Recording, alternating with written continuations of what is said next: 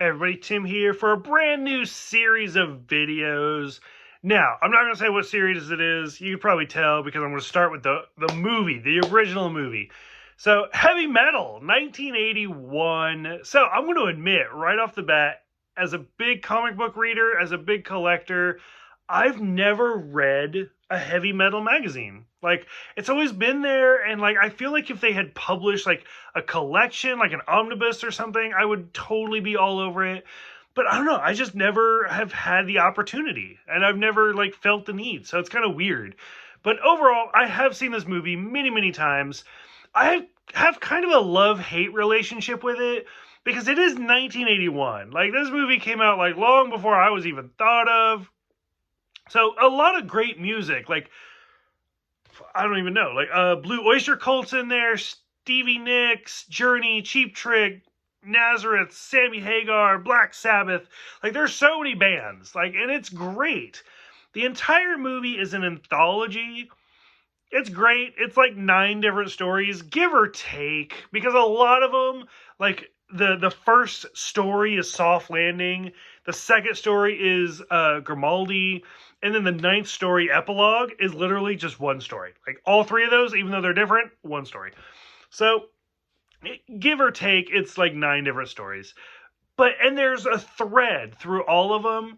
Now, it's 1981. There's a lot of titties in this movie. Like, there's a lot of female nudity. And you're just like, as me, personally, because I am who I am, I'm sitting back like, where's the dick? Like, there's not, what's going on? But it's a movie made for straight men. Yeah, it is what it is. Overall, it's great. The first sequence, the soft landing with the space shuttle dropping the Corvette. If you've never seen the South Park like spoof / tribute to that, it's great. The whole like Grimaldi thing of like the little orb talking to the girl, that's the thread that goes through all of them. It's okay. I'm briefly going to talk about each story. Harry Canyon, like the taxi cab driver, it's great. And like I said, boom, right off the bat, there's nudity. They're doing it. It's great. It's fun. But just him killing people, it's fantastic. As me as a taxi driver, it makes sense. Which is kind of funny because instantly it looks like it goes to the future. And you're like, wait, is this a time traveling orb? Like, I don't even understand what's happening. So we get that. The episode of Den is one of my favorites just because John Candy is like the main voice actor, where it's like this nerd that goes into like becomes this big buff caveman and he covers up his dork. That's probably the most famous line. And again, lots of sex and it's fantastic. And that's probably my favorite. Like the top 2, the first 2 are definitely my favorite. Captain Sternin has Eugene Levy, which I didn't even recognize his voice.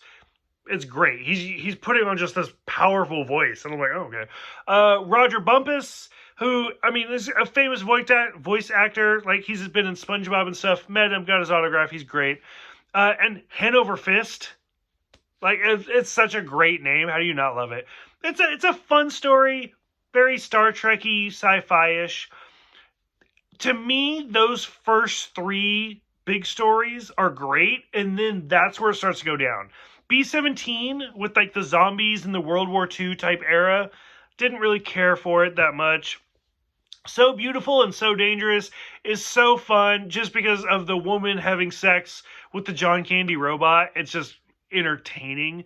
And then the final story of Tarna, I think is how you say it, which that's connects to the epilogue where it kind of brings it all around in this very confusing, like, wait, so she blew up the Lochnar and she's been reincarnated. Like, what the fuck is happening right now?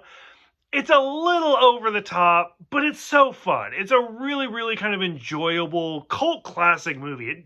From what I know, it did not do well in 1981, but it's still, if you go around, you talk to people, especially people who like the music, it's well known. So overall, I had a lot of fun with it, just enjoying it. Again, kind of sit back, relax, listen to the music. It's fun. So, curious for those, mostly who saw this when it first came out, and what did you think? Who has read the magazine? What do you think?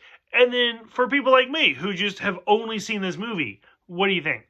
Go ahead, let me know what you guys think. Thank you guys for watching. Thank you guys for subscribing. I'll see you guys next time.